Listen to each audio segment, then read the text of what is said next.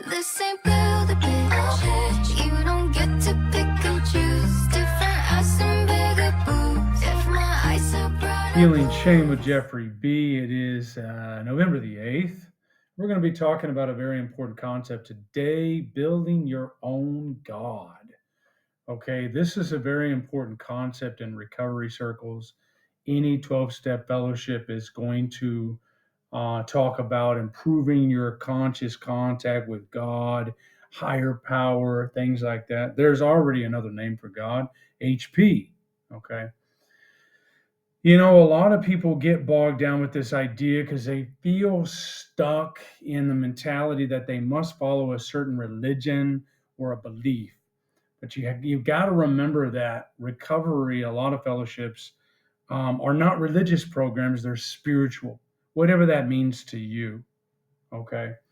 But what are some ways that we can actually take bits and pieces of certain religions or texts or whatever it might be, like the Baha'i, okay, religion, which is very unifying of all religions, and science and religion are compatible, right, and mixed together. The Baha'i religion, okay, that's one. What if you like everything about Christianity, but you don't believe in the physical resurrection of Jesus? Well, that might be like a Jehovah's Witness.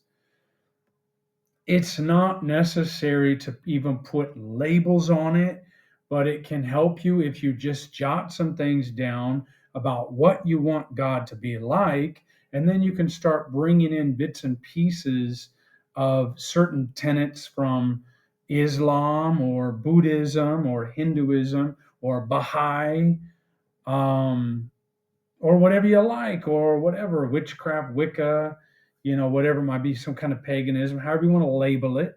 Okay. But I believe Bill W. in the Big Book of Alcoholics Anonymous did a great job when he talked about referring to God as Czar of the heavens, universal mind, creative intelligence, things like that. I like to think of God as eternal love without a face, eternal love without a face, unconditional love without a face, capital U, capital L. Whatever helps you to stay connected to something greater than yourself. I had one friend back in the day talk about his concept of an HP, a higher power, was his future self, implying that the future self will have more wisdom than the present self, and therefore he can look forward. He can look forward in time or whatever it is, and look forward in wisdom to extracting more knowledge from the future self and keep moving forward, knowing, assuming the future self is going to be better off than the present self and have more knowledge than the present self. I guess would be kind of a common, assumption. But for me right now, I'm trying to work towards improving my biblical wisdom. And I try to think about biblical wisdom as a good higher power. I can look in the Bible, I can read the Proverbs. Proverbs is a great part of the Bible, gives me daily wisdom and understanding and knowledge about how I should live my life. There's a lot of really good precepts and ideas, moral teachings in the New Testament, the gospel of Jesus. But I don't have to believe in everything, and that is perfectly okay. You're not going to be condemned. You don't have to say, oh, I'm not a Christian. If you want to be a Christian, but you don't want to believe in the physical resurrection, you don't have to. It's your choice. You can put together the best of all different worlds of religion, spirituality, philosophy, whatever works for you.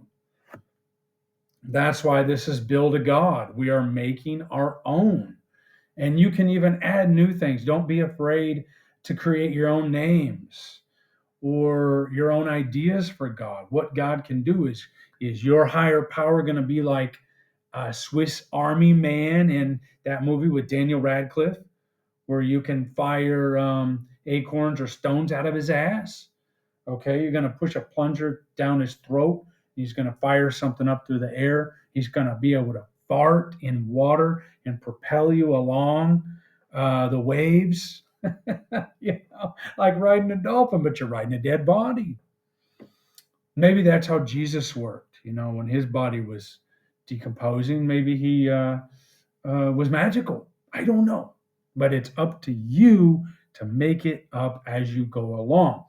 You don't have to make it up. You could just combine a lot of different types of religions and put them all together and just call it, that's my concept of God right there. I just built my own God by combining all the different religions and philosophies and whatever. Get out a piece of paper, get out some digital notes, a Word document, start typing stuff out that you want your God to be, that you don't want your God to be. A lot of people fall into the misconception that, especially if you grew up in a dysfunctional family like I did, that your God must mirror, or we naturally make our higher power mirror our dysfunctional caretakers. So we believe in a harsh and punishing God, one that doesn't allow for mistakes, one that's super critical and really judgmental. Those ideas can be shaved, nixed, cut out, excised totally, and you can replace it with a completely new set of ideas and concepts that will allow you to build your own HP, your own God. I have a friend who got caught up. He's in recovery. He was caught up with the idea that he must pick a faith. He must either choose Islam or Christianity. He can't combine them. And he got so caught up in this, it got him drunk so many times in the past. I don't know where he is now with things, but he was just, his mind was so closed and inflexible. And I think that's one of the ways that addicts and alcoholics wind up relapsing, is because they can't get flexible. They can't stay flexible with their concept of higher power.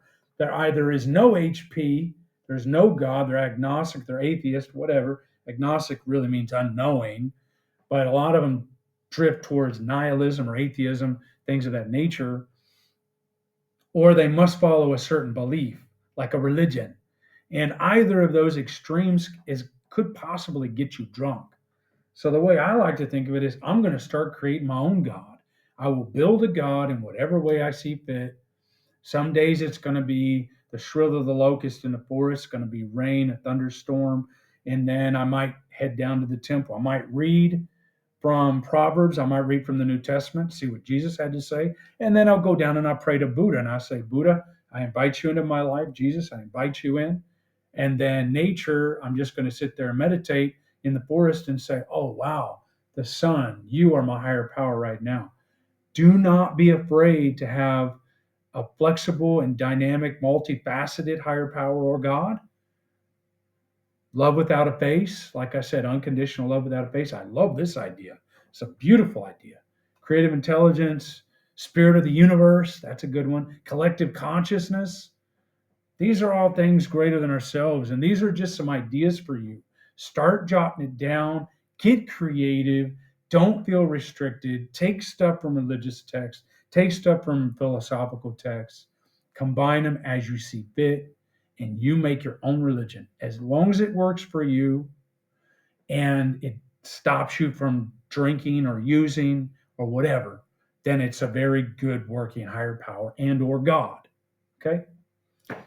That's all I wanted to give you today. I hope that helps. So I know some people struggle with the spiritual angle of the program. What other angle is there? It's a spiritual program generally in these fellowships.